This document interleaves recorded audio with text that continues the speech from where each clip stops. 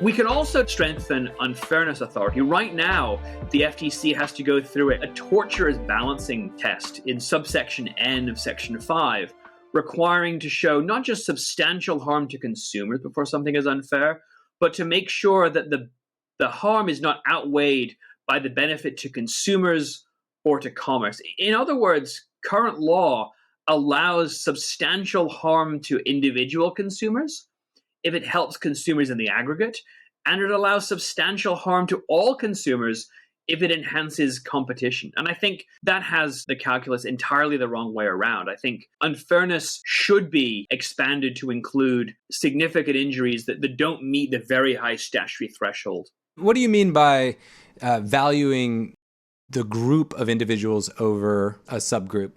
So the FTC Act was amended in order to bring this balancing test in. So the text of subsection N basically creates this balancing test that in order for something to be an unfair trade practice, the substantial injury cannot be outweighed by a benefit to consumers or to commerce. So what's an example? So you could imagine the Facebook mental health allegation. I'm deliberately making up the numbers here as an example here, rather than accusing Facebook of this. So let's say you have Instagram, and Instagram, the company knows that 1/3 of its users are going to be made sad and suffer mental health problems as a result of the service, but it learns that 2/3 of its consumers are going to really, really enjoy it. That would, under the text of subsection N, that would not constitute an unfair trade practice because of the balancing test. So I would call for scrapping the balancing test. An unfair trade practice is one that is unfair, is one that causes significant or substantial injury to consumers with no corresponding benefit to them.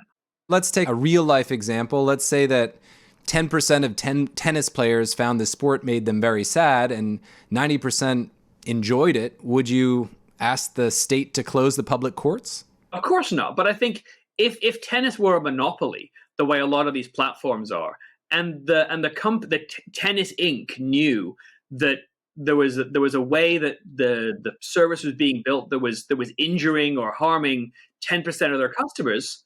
So maybe if you have not government control of tennis, but if you have a health club and the health club is using a surface on its indoor tennis courts that cause 10% of people to slip and sprain their ankles needlessly, I think it's perfectly reasonable to require them to use a different paint on the surface.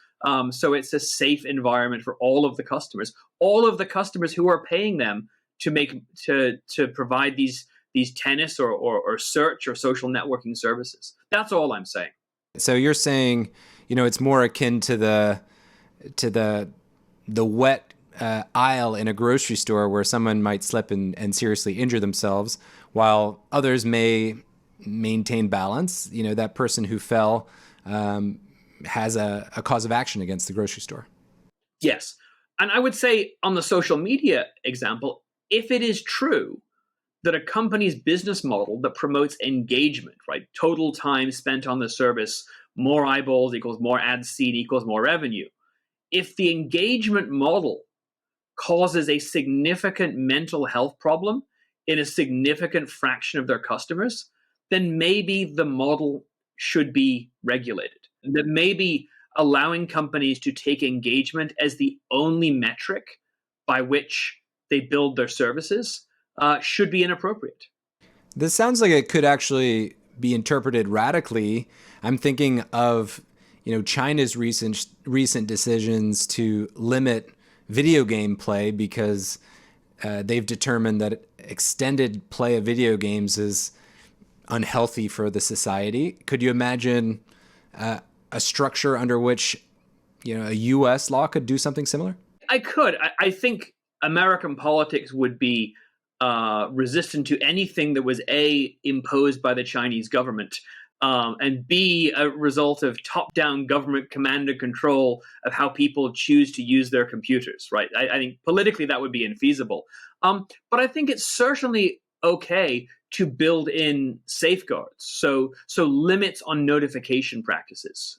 So maybe you can play the game as long as you want, but the company is prohibited from reminding you, hey, you haven't played Clash of Clans or Tetris or Halo in the last 6 hours, your friends are waiting for you. Check back in, your dragon is about to hatch.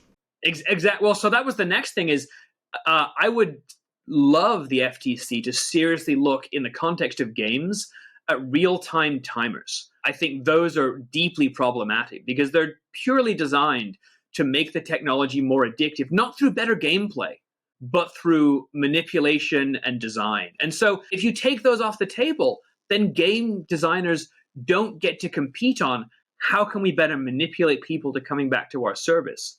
How can we structure ads and making them watch ads to enable them to progress in our addictive game? They have to compete on gameplay and game design and graphics and character and story. And that's really cool.